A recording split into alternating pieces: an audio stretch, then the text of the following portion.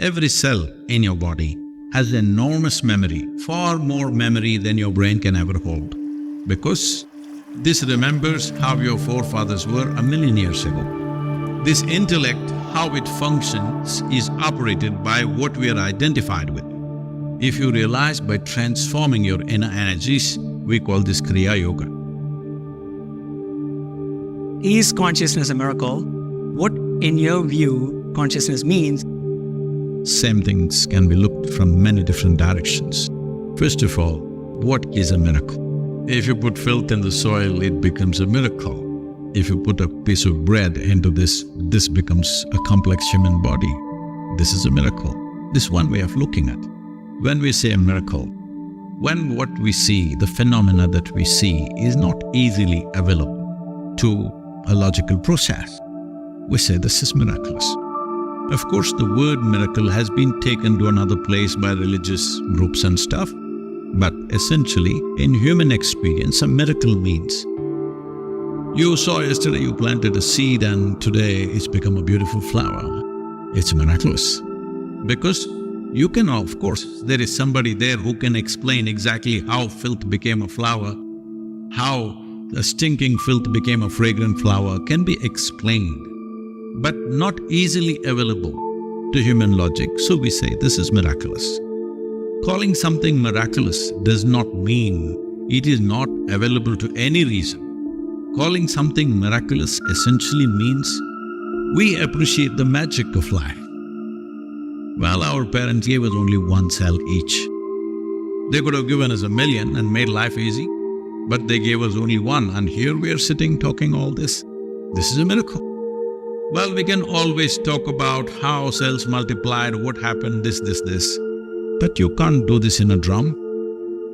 You can't put this in a barrel and do this. So this is a miraculous process that it's happening. So one way of looking at it is you can explain everything about life. Another way is just everything in life is magical and miraculous. What is logical? Logic is the most fundamental aspect of our intelligence. If you don't have a firm sense of logic, you will be all over the place. But logic is the foundation. We make a strong foundation for this building, not to live in the foundation. So we don't live in the foundation, we make a strong foundation because we want to build something else on it. So in this sense, whatever comes out of this earth is quite miraculous. How a worm-like caterpillar becomes a butterfly.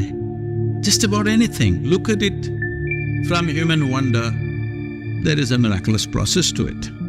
We can explain some physical aspect of how it happens, but what intelligence makes this happen, it is quite miraculous, there's no question about it. About consciousness, one thing is I've strived hard to remain uneducated and also strived very hard to remain uncivilized. Why this is so is because most of the striving in people's lives is to become educated, to become civilized. Anything accumulated diminishes your perception. Both your education and civilization is an accumulated process.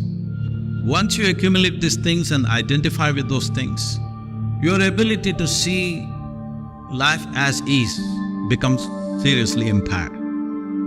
From this context, it's very difficult to remain uncivilized and uneducated because from the moment you're born, your parents, every other adult, the moment they see a child, the adults have a kind of an urge, they want to educate the child, teach them ABC, 1 to 3, Mary had a little lamb, something. Consciously remaining uninfluenced by all the information that's thrown at you in so many different ways. School is not the only place where it happens. At home, anywhere you go, people are throwing stuff at you. To remain uninfluenced by that is a lot of work. Education is a lot of work, I understand this. Remaining uneducated is a lot more work, I'm telling you, because every moment somebody is trying to educate you, knowingly or unknowingly.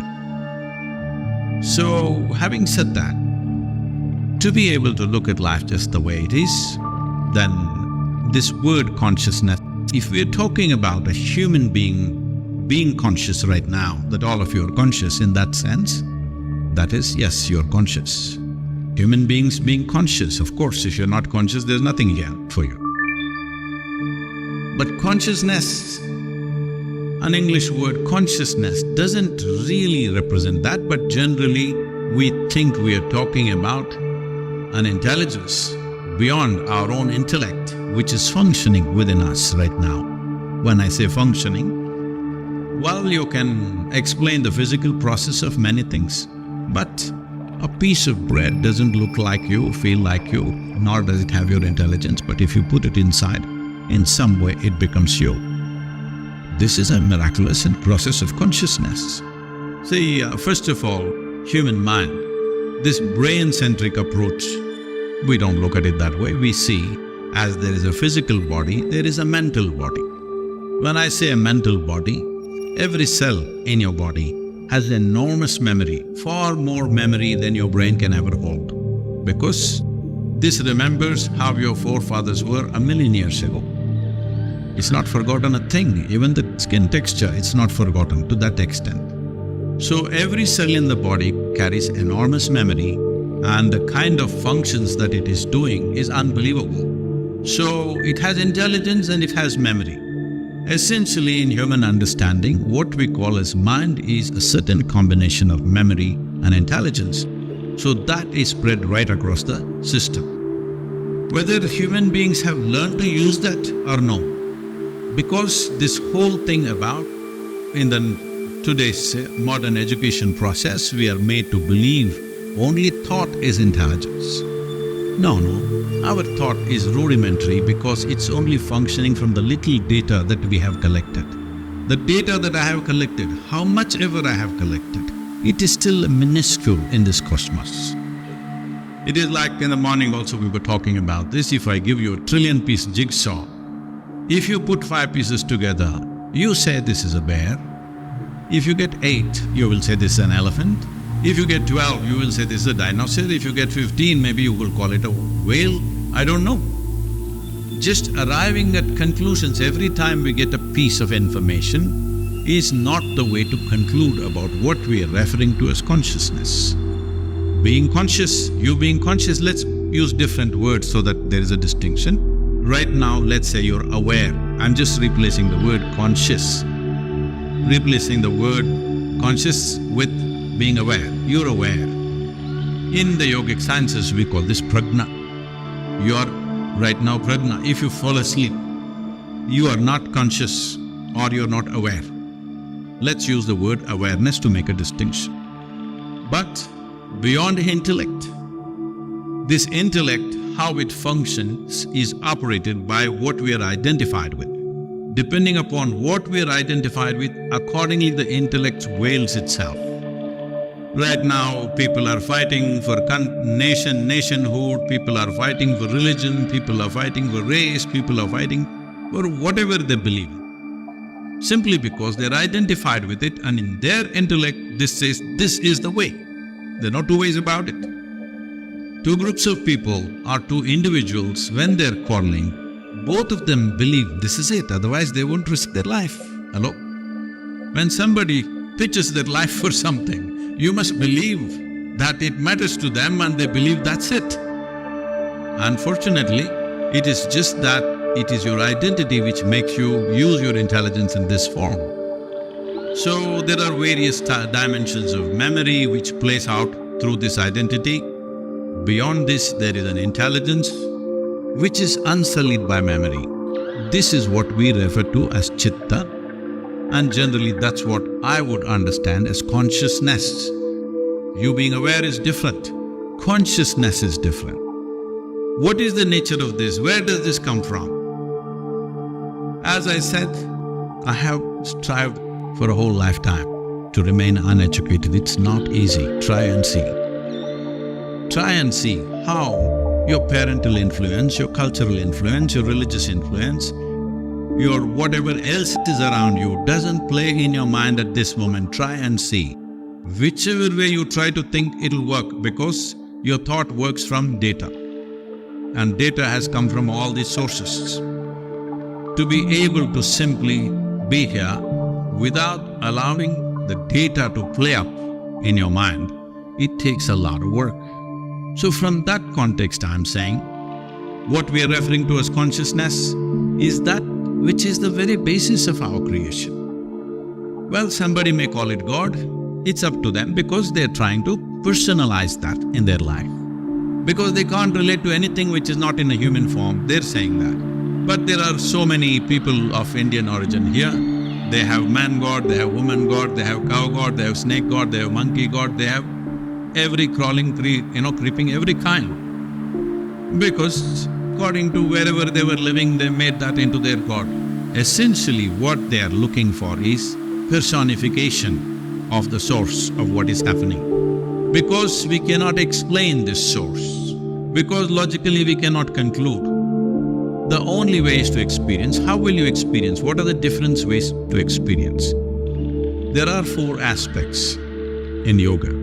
This is called as karma, kriya, gnana, bhakti. What this means is, these are 4 dimensions of your existence. You have a physical body, so through action, you can realize certain things. You have an intelligence. Through your intelligence, you can realize certain things. If you realize through your action, we call this karma yoga. If you realize through your intelligence, we call this gnana yoga. If you realize through your emotion, we call this bhakti yoga, yoga of devotion or emotion. If you realize by transforming your inner energies, we call this kriya yoga. These are the only 4 things you can do no matter what you do, whether you do religion, or you do intellectual stuff, you do education, you do devotion, you do whatever. You can use your body or your mind or your emotion or your energy. This is all that's happening, these 4 things. All these 4 are pathways. But at the same time, is there anybody here who is just one big body and don't have a mind or don't have an emotion or energy? No, we are a combination of these 4 things. Why are we so different? Because we are a unique combination of these 4 things. In one person, the body may be dominant, in another person, their emotions may be dominant, in another person, their intellect may be dominant. Each person has a different mix of the same things, but these 4 things are the possibility of knowing. So what we are referring to as consciousness is that aspect of creation which is intelligent but unsullied by memory. Without memory, it doesn't have an intent. It doesn't manifest. Without memory, it doesn't have a direction, it's just there. If it finds little memory, it finds expression. If you want to prove everything with logical steps, as I said, logic is the foundation of our living here, but foundation is not the place to live. So, first of all, if we separate what is awareness and what is consciousness, I think a lot of these different opinions will go away. About a miracle, well, those who want to enjoy their life, appreciate life and really experience life, they will look everything from a magical eye. Those who want to dissect life, they will look at it from a logical aspect of life. It's not a question of right and wrong, it's just 2 different ways of doing the same thing.